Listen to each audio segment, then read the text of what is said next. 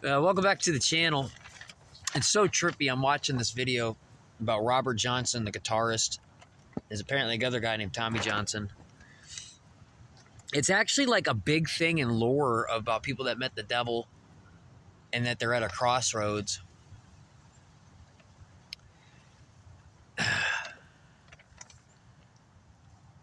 It's really weird. If I were to tell you my story, you know how they say God sees the end from the beginning from the end? I have a story where I drive out to the mountains, choose God, put my hands on a cross. I see the Heavenly Father above me in the moon. I feel him in the moon. And the moon makes the shape of a heart. And then I leave and I go to Grand Junction, Colorado, or we're literally at a literal crossroads. I'm like the first car up at the light at an actual crossroads. And I just had enough. I got the Muslim next to me punched me in the face and I couldn't take it. So I lifted myself up and I kicked him into the door frame, which I don't really know how you want to say that was good or bad. Like, I risked my life to save that guy, but at the same time, like, getting beat up by this dude is just, too much. And then he broke the key in the car, so he couldn't move the car, so he went his own way and got picked up by another Muslim. Anyway. And then I went on a long journey after that where I left the arch, the gateway to the west. And in that journey, I made it all the way to the Florida Keys. When I left the gateway to the arch, I made it to Illinois, where I worked at a job, Denny's, by a guy named Kevin, who had a hat that said "Only God Can Judge Me" with the hands, prayer hands on it. And my wallet at the time had the Lord's Prayer with the prayer hands on it. So I literally left under the gateway of the arch to go to a job where I worked at Denny's, hired by a man named Kevin wearing a hat that said "Only God Can Judge Me," while having a wallet, which is what you fill, you get a job to fill your wallet. And then I left.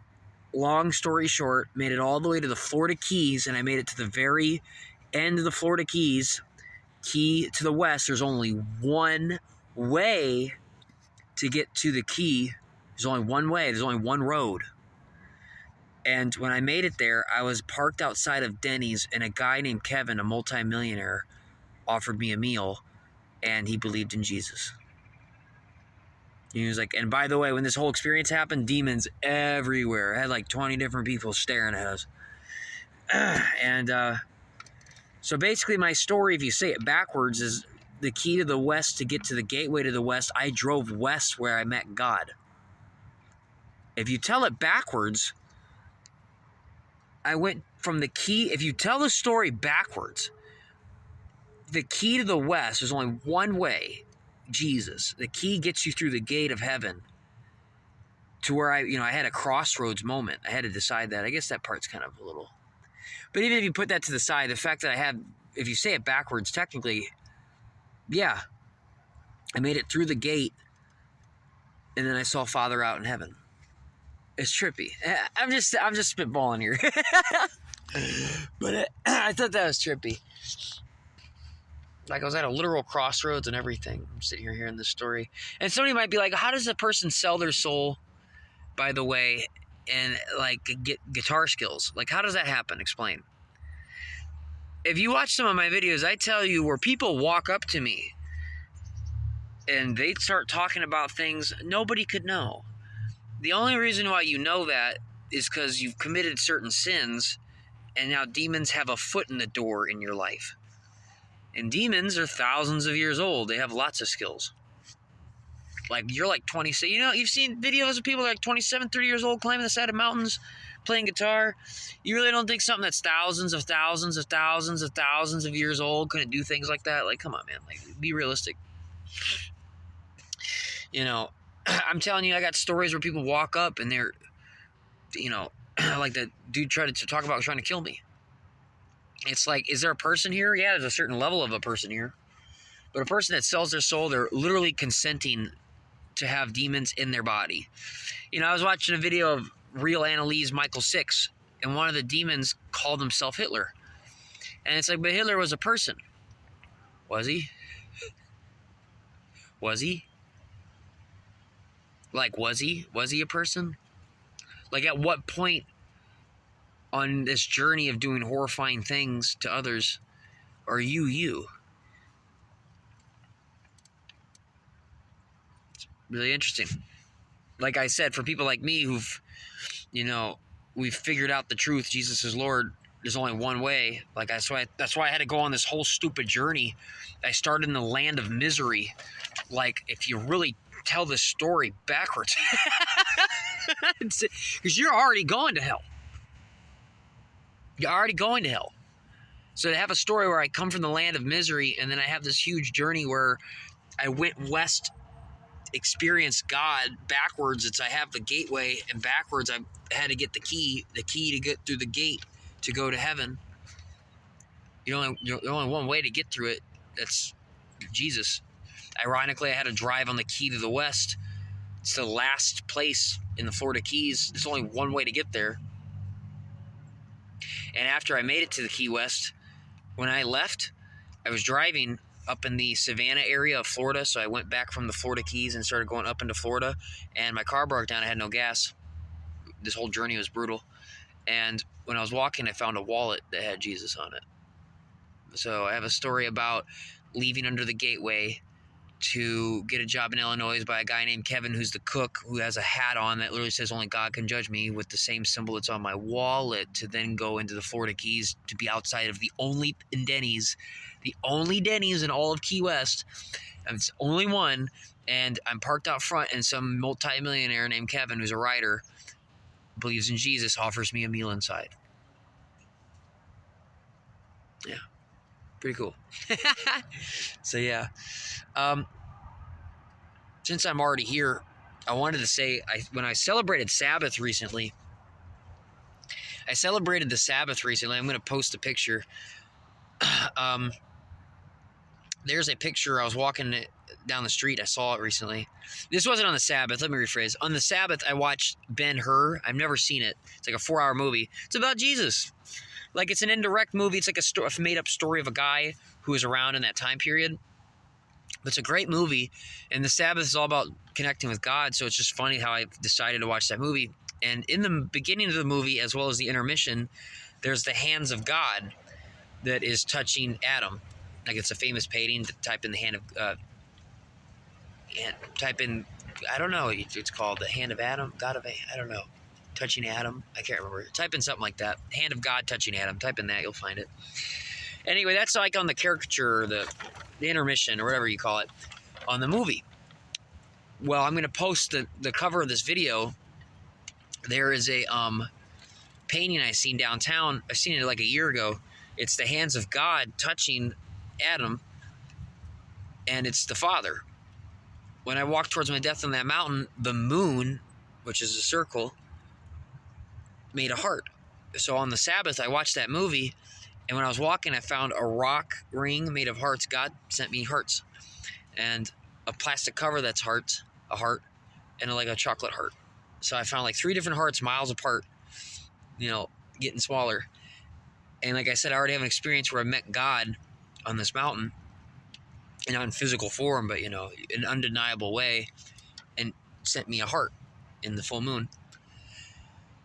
And so to celebrate the Sabbath, watch Ben-Hur and see those hearts, and then go downtown in Troy just the other day, and I'll post a picture. It says, I am never alone. It says it on you can't see it in the picture, but it says, I am, which is the saying of God. I am worthy, I am all these things.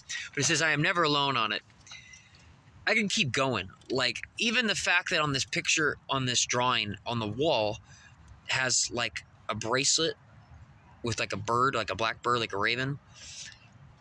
When I was on that mountain, I gave my life to Christ without knowing it. I was giving my life to God. And because, that's why the Crossroads reference is like the big joke. Like, you had an option. I would assume if I passed up that moment, it's kind of hard to think. It's like God sees the end from the beginning, so it's kind of like there's this whole story, but if you never would have chose me, I guess I would have sold my soul to the devil at that crossroad. It's kind of too much to think about, Like, how would Hitler's life look like if he gave it to God? You don't know. But if you did give your life to God, you know. And since God sees the end from the beginning, it's trippy because it's like, if I wouldn't have hopped out of that car at that mountain and walked towards my death to save another human being and was worried about my own soul, I would have lost it. And I believed I would have chose Satan, because that's the crossroad. The crossroad didn't happen yet. God intervened, and lo and behold, there's this whole story now at my life looking at it. You know, a little trippy. But anyway, that whole experience, when I came off that mountain, I had the hands of God, because I was willing to sacrifice my hands to the moon, right? Look at the cover of this video. It'll be a painting of a mural on the side of the wall in Troy.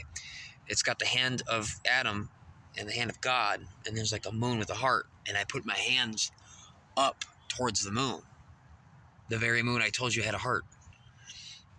And I was willing to give up my hands. I was willing to give up my life and then my hands. And then I have a story about me being in a car. You know, I walked through the valley. Yea, though I walk through the valley of the shadow of death, I fear no evil, for thou art with me, Holy Spirit. Thy rod and thy staff, they comfort me. I was in my car, in the passenger seat, when we were driving on the road, going to Colorado from New Mexico, where I would then be at that crossroad. I was driving the car. God was driving the car. Have you ever heard that saying, Jesus, take the wheel? I was driving the car. God's driving the car. But you hear what I'm saying. I'm in the car. Satan's in the back seat, wailing and making all this noise. You know, just annoying.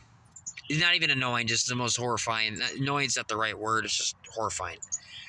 But when I'm not focusing on him, and I'm focusing outside through the windows, I can see like the sunrise. It's like so beautiful, like the best colors you've ever seen. And I'd use my right hand, thy rod and thy staff. I was, kind of goes two parts. I saw blackbirds. Like, they weren't real. They weren't there. But it's like I was creating blackbirds in the horizon. And when we were driving serpentine the whole way. The narcissist, and I had no, you know, thou art with me. I had no fear or anything. And so we were driving serpentine, and anytime we were about to wreck into a car was swerving, I'd use my hands, God's hands. God was doing it, not me. But in my world, it looks like me.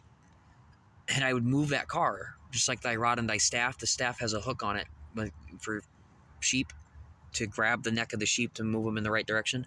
So I'm literally doing that outside of me. I'm moving cars with my hands.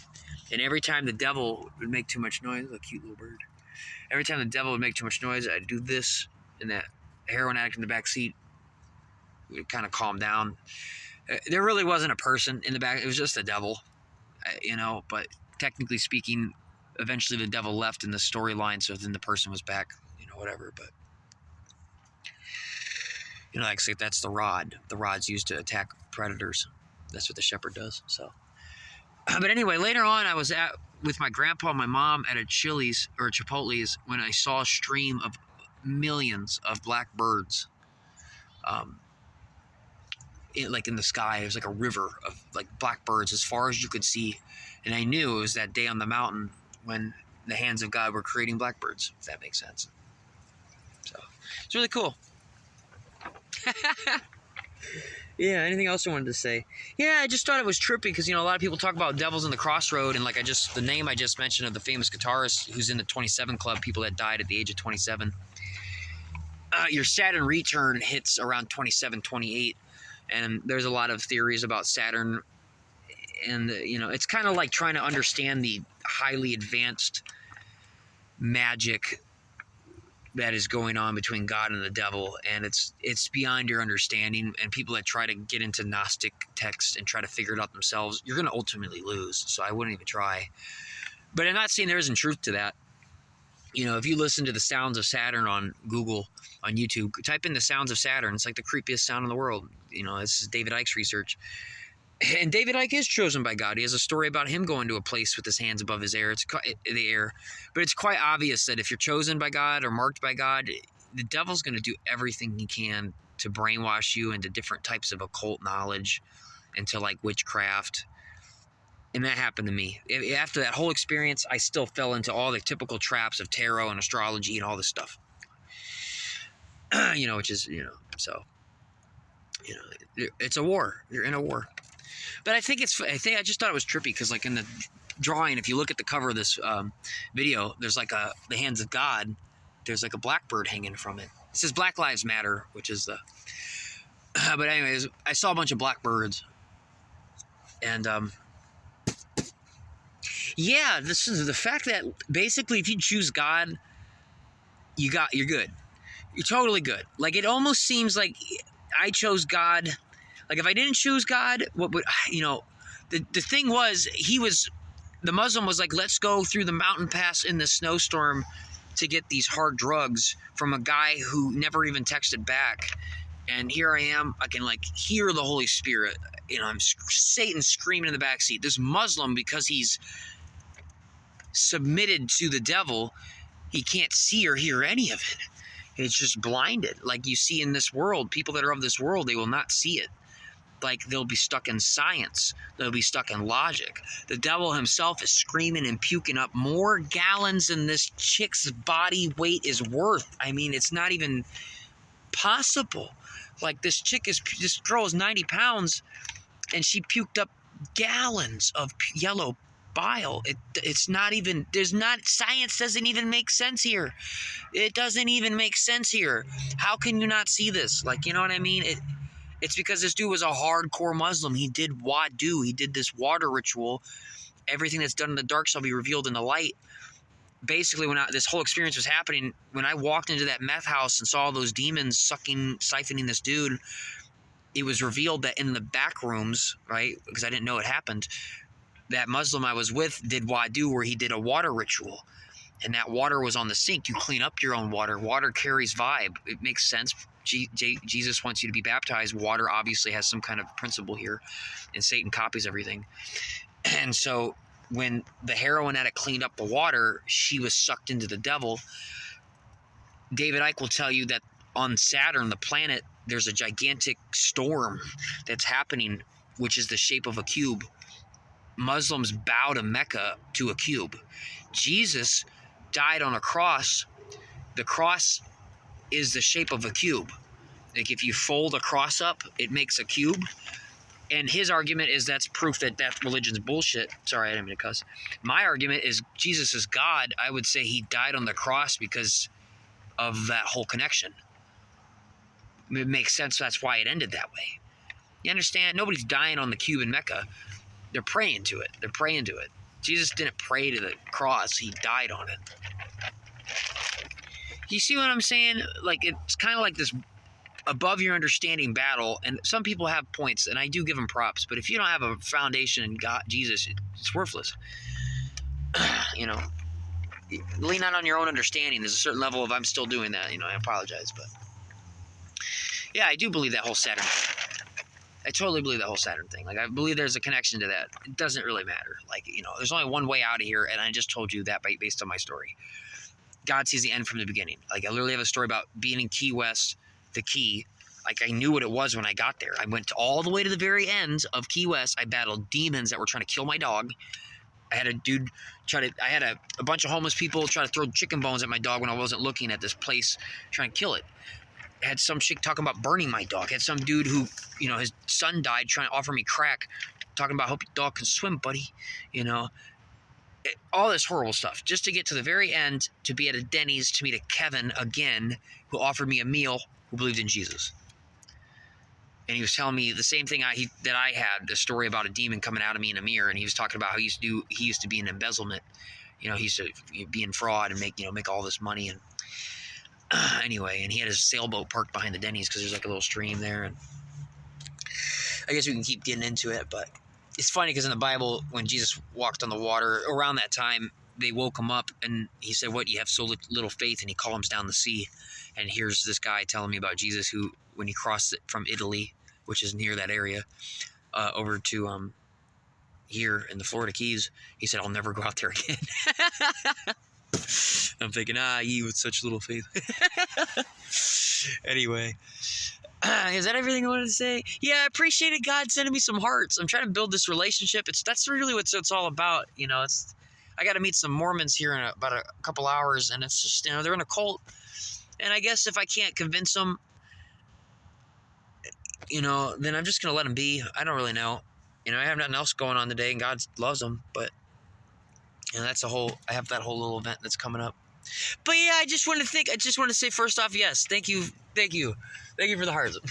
It's really cool. It was like an outline of hearts, and like a cover, and like a little chocolate center. It's just bup. It's crazy. When I was driving, the car I drove on that mountain was a Toyota Camry. Toyota is 3 rings. And if you listen to like the company, they'll tell you it has something to do with the heart of the company, like heart of their customers. And Camry means crown. so yeah, I just thought that was so trippy. Like the fact that technically the symbol of the car is like 3 rings that are all in one. Father, Son, the Holy Spirit. I'm not trying to get too deep into it. You know, there's probably room for error, obviously, because you're living in the Matrix.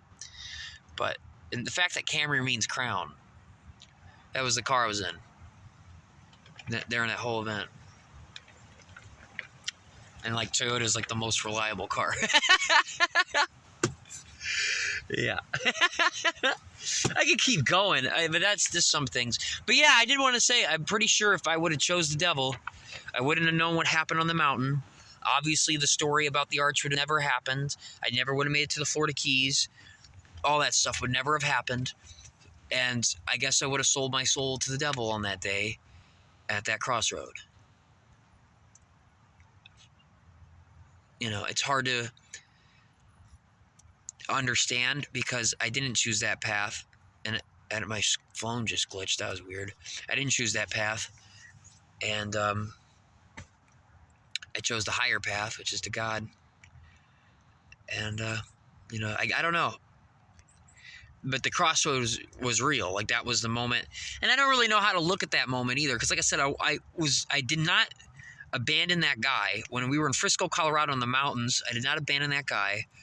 I could not get sleep this whole journey for days. I think it was 3 days. And I think there's a mention in the Bible about 3 days. I can't remember what it was. But I feel like it was 3 days. It's just so hard to remember because it's so intense. Time was kind of different. Like the sun goes up and the sun goes down. You know, they say when you die, heaven and hell is an internal place. That's why whatever decision you make here in this realm of time, that's why you're stuck in this eternity once you leave here. So it's very important. But heaven and hell were fighting for me.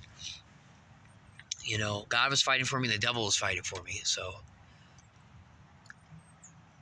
time was a little weird. And I couldn't get sleep. There was no way, no rest for the wicked. I couldn't get sleep. I tried sleeping in a bathroom in Colorado up in the mountains, freezing cold. And because of the heroin addict, the devil, making that person suffer and scream in the female bathroom, I got like 20 minutes of a nap before some cop busted in the bathroom door and was like, "Yeah, you gotta get out of here." Like, you know, so I was just back in the car with the hound dog, the Muslim, and the heroin addict, and all the plush toys, and just cramped, puke and piss. Anyway, and then I made it to Frisco, Colorado, and had a big whole fight at the Ramada. And I actually believe either the Virgin Mary or some kind of angel was there. They say angels don't have a sex. But when I was at the Ramada, they said, we went in, you, that guy, and a girl are all checked in at this hotel. We never pulled up with that heroin addict. We dropped her off at a hospital because, you know, said situation. So when we were at this Ramada, there's like no way at all that they should be mentioning a female. They like mentioned a female that never was on the property, never showed up with us. It made no sense.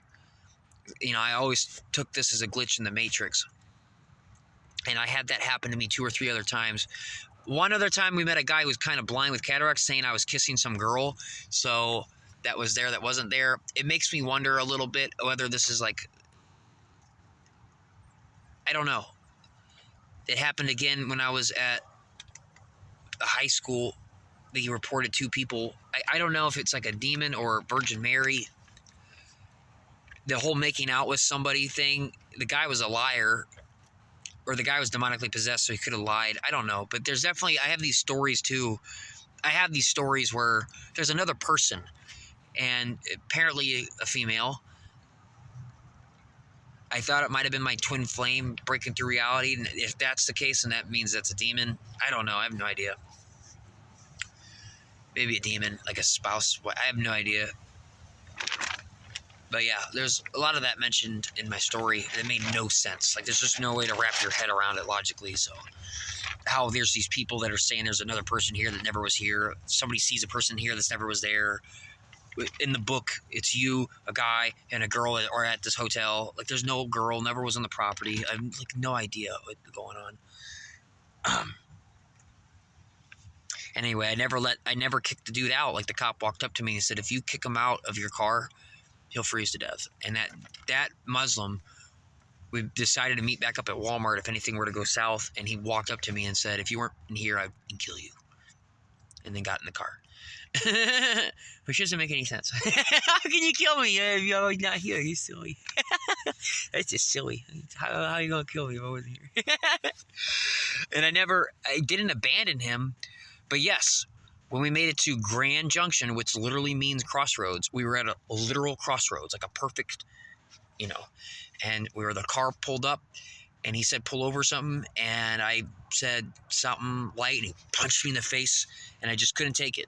And I pulled myself up, and I kicked him in the door frame. I fought back, and he broke the key in the car, and that whole situation played out to where he went his own way and I went my own way. I took the heroin addict who I never abandoned at the hospital, because, man, I'm telling you, you meet Satan, it's really hard, even though it's a human being, it's really hard to get Satan back in your car.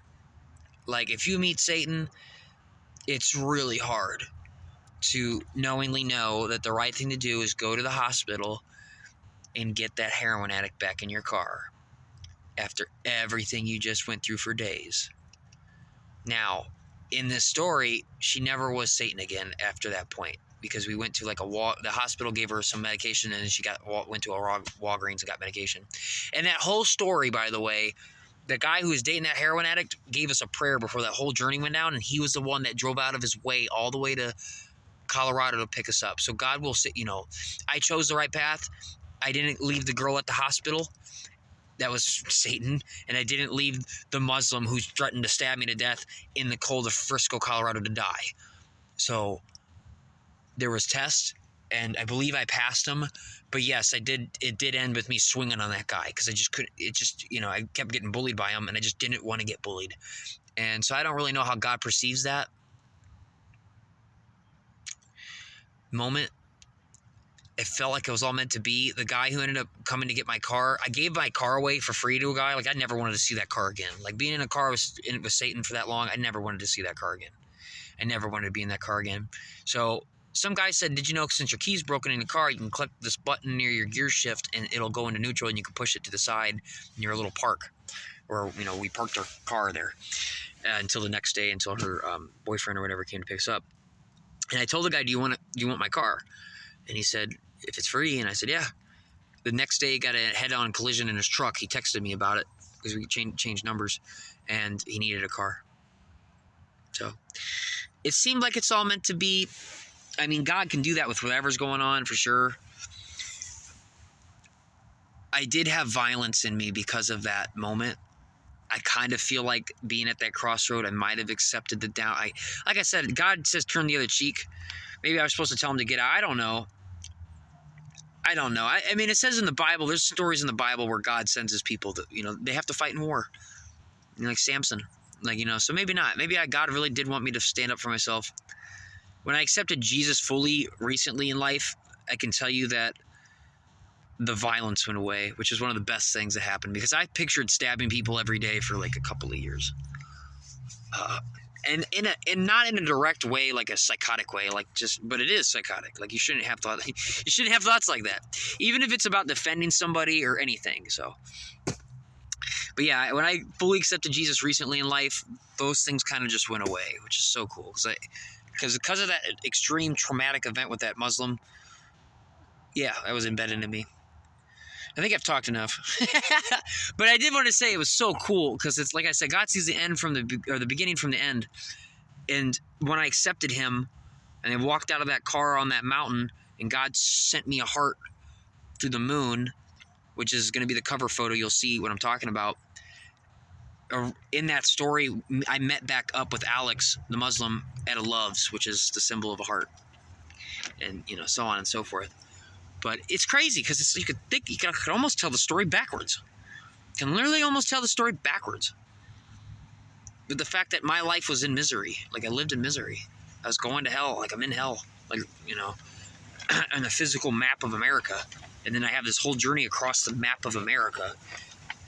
And you could tell it backwards. It's like I got the gateway. I got the key, which is Jesus. Only one way. Florida Keys. There's only one way. One road.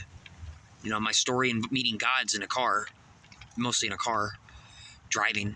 So I went from highway to hell to heaven. The path was hard to find, though. But yeah. And found the key to get through the gateway to meet God, the Father. Because the painting is for the Father creating Adam. And I knew I had the Holy Spirit in me. I did have to do this thing where I bowed to a cross on the mountain. And then I had my hands above my head. And I know the moon, don't get it twisted, the moon itself isn't God, obviously. But it represents his glory. And I could feel heaven above me staring down. Like I knew it. I could totally feel it. I was getting judged by my heart. And so it's crazy because it's like, I guess he knew. I could decide otherwise, but I guess he knew already that in the next couple of days, the next 2 days after that, I wasn't going to abandon the Muslim and I wasn't going to abandon the heroin addict. I could have abandoned both of them. I had opportunities to abandon both of them. Even after getting swung on by said Muslim and threatened to be stabbed to death. Not directly, but the fact that he has a knife, it's pretty implied. He didn't put it to my throat or nothing, which is why it was such a test, because it wasn't, like, if that happened, it would make sense. Like, no, you know, but it's like right there where Satan's chosen warrior is doing everything he can on the line that is made, you know, like to just get you to do that thing where you sin. You know, like if he just started stabbing me, it makes sense. Abandon the guy. The guy would probably be like, yeah, agree. But Satan knows that. So it didn't play out that way. Satan wanted me to abandon that guy and let him die. As well as the heroin addict he was possessing. My phone's going to end. I'm going to go. But trippy. Woo! Okay, just to end it on a positive note. Again, that was really crazy. A lot happened. But when I celebrated the Sabbath, it really worked. Like, I had a great time watching Ben-Hur. I kind of enjoyed the perspective of Christ on it. And walking down the street and seeing, like, 3 different hearts. Like, God really does love you. And this world is so deceptive. It makes it hard to believe it at times. You know, I've been told life isn't fair, but God is fair. So, you know, like I said in that story, it didn't seem fair. God is fair. God does love you. You should lean on Jesus. Like I said, I have a whole story where it's the only way. That's what my story is entailing. It's the only way. That's what my whole journey proved to me. Only one way out of here to get to those gates, to reach the Father. Jesus. Love you guys.